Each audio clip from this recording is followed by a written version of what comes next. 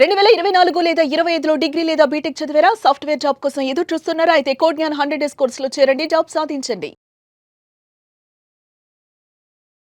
Welcome to Suman TV. నేను మీ Suman TV.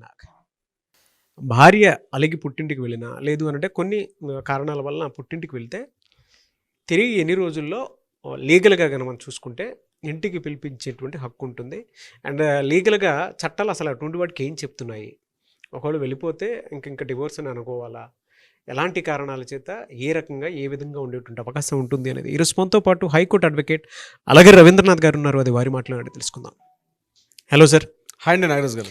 భార్య పుట్టింటికి వెళితే అంటే కొంతమంది అలిగి వెళ్ళిపోతారు, కొంతమంది అసహనం వ్యక్తపరిచి వెళ్ళిపోతూ ఉంటారు, ఇంకొంతమంది ఏదో ఫినాన్షియల్ ప్రాబ్లమ్ అనో, లేదంటే పిల్లల్ని బాగా సరి చూసుకోవట్లేదనో, లేదంటే భర్త అలవాట్లు బాగాలేదని చెప్పేసి కొంతమంది వెళ్ళిపోతూ ఉంటారు.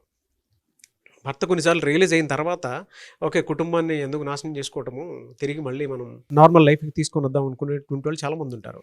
లీగల్గా అటువంటి వాడికి కాన్సిక్వెన్సెస్ ఏమైనా ఉంటాయా? ప్రాసెస్ ఏ విధంగా ఉంటుంది? చాలా వెరీ ఇంట్రెస్టింగ్ క్వశ్చన్ నాగరాజ్ గారు. భార్య కావచ్చు, భర్త కావచ్చు. ఇక్కడ మనకి కోర్టులో చట్టాలు భార్య భర్తని ఎక్కడ చెప్పవండి, హస్బెండ్ వైఫ్ అని చెప్పరు. ప్రతి చోట స్పౌస్ అని చెప్తూ ఉంటారు. ఇక్కడ అది వెరీ ఇంపార్టెంట్. లీగల్ పాయింట్లో ముఖ్యంగా హిందూ మ్యారేజ్ యాక్ట్ 1955లో చెప్పేటప్పుడు హస్బెండ్ వైఫ్ అనేది చెప్పిన సందర్భాలు చాలా తక్కువ ఉంటాయి. స్పౌస్ అని చెప్పే సందర్భాలు ఎక్కువ ఉంటాయి. ఇక్కడ మీరు అడిగినటువంటిది ఏదైతే క్వశ్చన్ చేశారో దీనికి ఆన్సర్ ఏంటంటే స్పౌస్ అనే మనం ఇక్కడ నిర్ణయం తీసుకోవాలి. స్పౌస్ అంటే ఎట్లా? భార్య భర్త, భర్త భార్య ఇద్దరు కూడా ఇంట్లో ఒక మ్యారిటల్ స్టేటస్లోకి ఒక వైవాహిక బంధంలోకి వెళ్ళిన తర్వాత భార్య భర్తకి చెప్పకుండా వెళ్ళిపోయినా, భర్త భార్యకి చెప్పకుండా వెళ్ళిపోయినా, సరైన కారణం లేకుండా కొద్ది రోజుల పాటు ఇప్పుడు రేపు మాపు వచ్చిన 2 రోజులు వస్తుంది అనుకున్న వాళ్ళు రాకుండా కంటిన్యూస్గా అక్కడే ఉండిపోయిన సందర్భాల్లో తన ఆపోజిట్ పార్ట్నర్ని తను లీగల్గా కూడా వెనక్కి రప్పించుకునే ప్రయత్నం చేసుకోవచ్చు.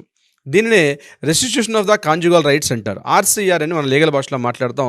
దీన్ని ఆర్సీఆర్ పిటిషన్ అని ఎక్కడైతే వీళ్ళు ఎక్కడైతే వైవాహిక కాపురం ఎక్కడైతే పెట్టారో, ఏ ప్రదేశంలో ఉన్నారో అక్కడ ఉన్నటువంటి దగ్గర ఉన్నటువంటి కోర్టులో దీనికి ఫైల్ చేసుకుంటే ఇమీడియట్గా కోర్టు ఏం చేస్తారంటే అపోనెంట్ ఉన్నటువంటి ఆ పర్సన్కి లీగల్ నోటీస్ పంపిస్తారు. లీగల్ నోటీస్ పంపించి కోర్టుకి రమ్మనమని చెప్పి పిలిపించే ప్రయత్నం చేస్తారు.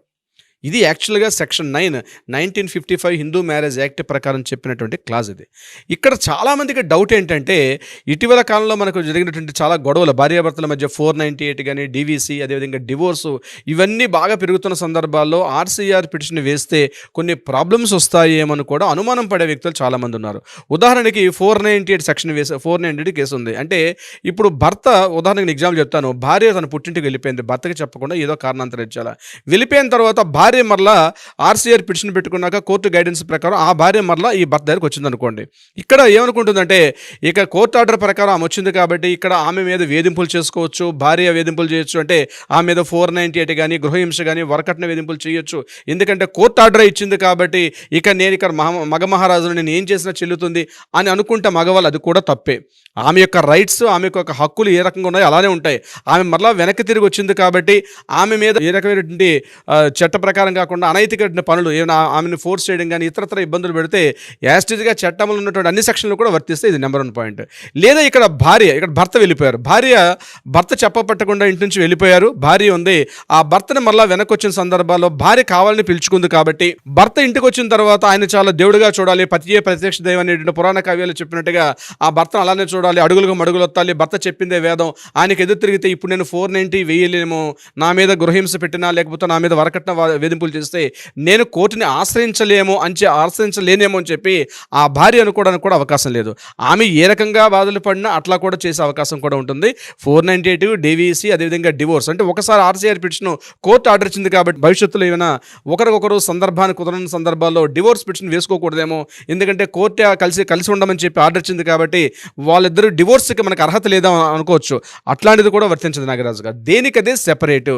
ఒకవేళ భార్య భర్త స్పౌస్లో ఎవరు వెళ్ళినా సరే తిరిగి మళ్ళీ ఇంటికి వచ్చిన తర్వాత ఒకరి మీద ఒకరికి ఎటువంటి మళ్ళీ లీగల్గా హక్కులు ఉంటాయి కాబట్టి ఏ రకంగా జరిగినా సరే మళ్ళీ డైవోర్స్ కానీ మన 498 కానీ ఏది ఎలా ఉండాలో అలానే ఉంటుంది. ఇది ఒక నెంబర్ 1 పాయింట్ గుర్తుపెట్టుకోవాలి. దీనికి సంబంధించి ఇటీవల రీసెంట్గా గుజరాత్లో ముఖ్యంగా అహ్మదాబాద్ హైకోర్టు ఒక తీర్పు ఇచ్చింది. ఇక్కడ భార్య ఏం చేసిందంటే భర్త తను చెప్పపెట్టకుండా వెళ్ళిపోయాడు, ఇంట్లో చెప్పపెట్టకుండా వెళ్ళిపోయిన తర్వాత కోర్టు ఈ అమ్మాయి ఏం చేసిందంటే మళ్ళీ ఆర్సీఆర్ పిటిషన్ ఫైల్ చేసింది. నా హస్బెండ్ మళ్ళీ నన్ను పంపించమని చెప్పి నా లైఫ్లోకి పంపించమని చెప్పి కోర్టును ఆశ్రయించింది. అప్పుడు కోర్టు అతనికి సమన్స్ పంపించారు. ఆ వ్యక్తి హస్బెండ్ మళ్ళీ కోర్టుకు వచ్చారు. అక్కడ అతను ఏం చెప్పాడంటే, నా భార్య నన్ను క్రూయల్టీ చూపించింది, అంటే నా మీద కొడుతుంది, తిడుతుంది, నన్ను అనేక రకాలుగా ఇబ్బందులు పెడుతుంది, నా భార్య అనేక రకాల మానసికంగా శారీరకంగా ఇబ్బందులు పెడుతుంది కాబట్టి వెళ్ళిపోయానని చెప్పినప్పుడు కోర్టు ఏం చేసిందంటే, ఆమె ఏదైతే అప్లై చేసుకున్న పిటిషన్ ఉందో, డ్రాఫ్ట్ ఉందో, దాన్ని డిస్మిస్ చేశారనమాట. అంటే కోర్టుకి ఏంటి, సరైన కారణాలు చూపిస్తే దాన్ని యాక్సెప్టెన్స్ ఇస్తుంది. అంతేగాని నేను ఇలా హస్బెండ్ నన్ను తాళి కట్టాడు, లేకపోతే నాతో కొద్ది రోజులు సంసారం చేశాడు కాబట్టి తప్పనిసరిగా ఆర్సీఆర్ పిటిషన్ వేసుకుంటే ఆపోనెంట్ పర్సన్ వచ్చి ఖచ్చితంగా కాపురం చేయాలని చెప్పి ఏ కోర్టు కూడా చెప్పదు. గుర్తుపెట్టుకోవాలి, ఇక్కడ పెళ్లి చేసుకునేటప్పుడు కోర్టులో అవసరం లేదు, కానీ వారిద్దరి మధ్య తగాదాలు వచ్చేటప్పుడు తప్పనిసరిగా కోర్టులో అవసరం పడుతుంది. విడిపోవాలనుకున్నా, అంటే లీగల్గా విడిపోవాలన్నా, లేకపోతే వారి మధ్య ఎటువంటి ఇబ్బందులు కలిగే సందర్భంలో కోర్టును ఆశ్రయిస్తారు. పెళ్లి చేసుకోవడానికి మాత్రం కోర్టులో అవసరం లేదు. ఇక్కడ భార్యాభర్తల మధ్యలో గొడవలు వచ్చే సందర్భాల్లో మాత్రం ఇక్కడ జరిగిన విషయం ఏంటంటే, భార్య భర్తగా తెలియకుండా వెళ్ళిపోయిన సందర్భాల్లో భార్య కానీ క్రూయల్టీ కానీ, లేకపోతే భర్త కానీ క్రూయల్టీ, సరైన కారణం ఉండాలి. ఎందుకు వెళ్ళిపోయాడు అంటే, ఆమె పార్ట్నర్ ఎందుకు నచ్చలేదు అన్న విషయాన్ని కానీ సరైన సహేతుకమైన కారణం చూపించిన సందర్భంలో మాత్రం కోర్టు ఇమీడియట్గా డిస్మిస్ చేస్తుంది. దాని కారణమే రీసెంట్గా వచ్చినటువంటి మనకి గుజరాత్ జడ్జిమెంట్. సార్ అంతా బాగానే ఉంది. మ్యారేజ్ చేసుకున్న ఎన్ని రోజుల తర్వాత, లేదంటే ఎన్ని సంవత్సరాల తర్వాత కోర్టుకి వేసుకోవచ్చు సార్? అది వెరీ ఇంట్రెస్టింగ్ క్వశ్చన్ నాగరాజ్ గారు. ఇది కూడా చాలా మందికి వచ్చే అనుమానం, ఈ యొక్క డౌట్ క్వశ్చన్. లిమిటేషన్ యాక్ట్ అంటాం. ఇక్కడ ఈ సెక్షన్ 9 మాత్రం భార్యాభర్తల మ్యారేజ్ అయిన తర్వాత, మ్యారిటల్ స్టేటస్ అయిపోయిన తర్వాత ఇన్ని రోజులు, నెల రోజులు, వారం రోజులు, 1 year, 2 years, 3 years ఎక్కడ కూడా స్పెసిఫిక్ చేయలేదు. మ్యారేజ్ అయినా ఒక 30 days తర్వాత ఒకవేళ పెట్టకుండా భార్యాభర్తకు ఒకరికొకరు చెప్పకుండా వెళ్ళిపోయినా కూడా మనం కోర్టును ఆశ్రయించి ఆర్సీఆర్ పిటిషన్ తెచ్చుకోవచ్చు. అంతేగాని డివోర్స్కి మాత్రం మనకు ఒక లిమిటేషన్ ఉంది. అంటే ఫర్ ఎగ్జాంపుల్, వాళ్ళిద్దరు కూడా మ్యూచువల్ డివోర్స్ తీసుకోవాలన్నా, లేకపోతే కంటెస్టెడ్ డివోర్స్ తీసుకోవాలన్నా ఖచ్చితంగా 1 year, 2 years అని టైం ఉంది. కానీ ఇక్కడ ఆర్సీఆర్ పిటిషన్ వేసుకోవడానికి మాత్రం టైం లిమిటేషన్ ఎక్కడ లేదు మనకి. ఇన్ని రోజులు అంటే 30 daysలోనే వెళ్ళాలి. 6 months వెళ్ళిపోయిన తర్వాత ఒకరికొకరు చెప్పకుండా 6 months పాటు అని వెళ్ళిపోయాడు కాబట్టి అప్పుడు మాత్రం వెయ్యాలనే రూల్ కూడా లేదు. అట్లీస్ట్ ఒక 30 days వితౌట్ ఇంటిమేషన్ లేదు. ఫోన్ చేస్తే లిఫ్ట్ చేయట్లేదు, ఫోన్ నెంబరు బ్లాక్లో పడేశాడు, ఆయన ఎక్కడికి వెళ్ళిపోయాడో తెలీదు, కాంటాక్ట్స్ లేవు, వాళ్ళ పేరెంట్స్ దగ్గరికి వెళ్ళాడా, లేకపోతే ఉద్యోగి ఎక్కడికి వెళ్ళిపోయాడా, అసలు ఎటువంటి ఇన్ఫర్మేషన్, కమ్యూనికేషన్ ఏమీ లేదు. అటువంటి సందర్భాల్లో ఈ ఆర్సీఆర్ పిటిషన్ వేసుకునే సందర్భం ఉంటుంది. ఎందుకంటే వాళ్ళ పేరెంట్స్ దగ్గర ఉన్నాడు, ఆయన మాట్లాడట్లేదు, రెస్పాన్స్ అవ్వట్లేదు, మెసేజ్ చేస్తే మెసేజ్కి రెస్పాండ్ అవ్వట్లేదు, అసలు ఎటువంటి కమ్యూనికేషన్ లేదు. కానీ ఎక్కడున్నారంటే వాళ్ళ పలానా పేరెంట్స్ దగ్గర ఉన్నాడనో, లేకపోతే వాళ్ళ ఫ్రెండ్స్ దగ్గర ఉన్నాడనో, లేదా పలానా ఒక ఊర్లో వేరే ఊరికి వెళ్ళిపోయి అక్కడ స్థిరపడ్డాడనో, ఆ రకంగా ఇన్ఫర్మేషన్ వచ్చినప్పుడు ఆర్సీఆర్ పిటిషన్ ఉంది చాలా బెస్ట్. ఇది యాక్చువల్గా మళ్ళీ డౌట్ వస్తుంది, సార్ డివోర్స్గా మేము తీసుకోవాలనుకుంటున్నాం, అటువంటి సందర్భాల్లో అంటే ఈమె వల్ల మా ఇద్దరి మధ్య గొడవలు వస్తున్నాయి, ఈ గొడవల వల్ల విడిపోయే పరిస్థితుల్లో ఉన్నాం మేము, యాక్చువల్గా ఇటువంటి టైంలో ఆర్సీఆర్ పిటిషన్ వేసుకోవచ్చా? ఆర్సీఆర్ పిటిషన్ వేసుకోవడం వల్ల మీ వైపు నుంచి ఎటువంటి తప్పు లేదు, మరలా నేను నా యొక్క పార్ట్నర్ని నా లైఫ్లోకి తీసుకుంటున్నాను అనుకునే సందర్భంలో ఆర్సీఆర్ వేస్తాం.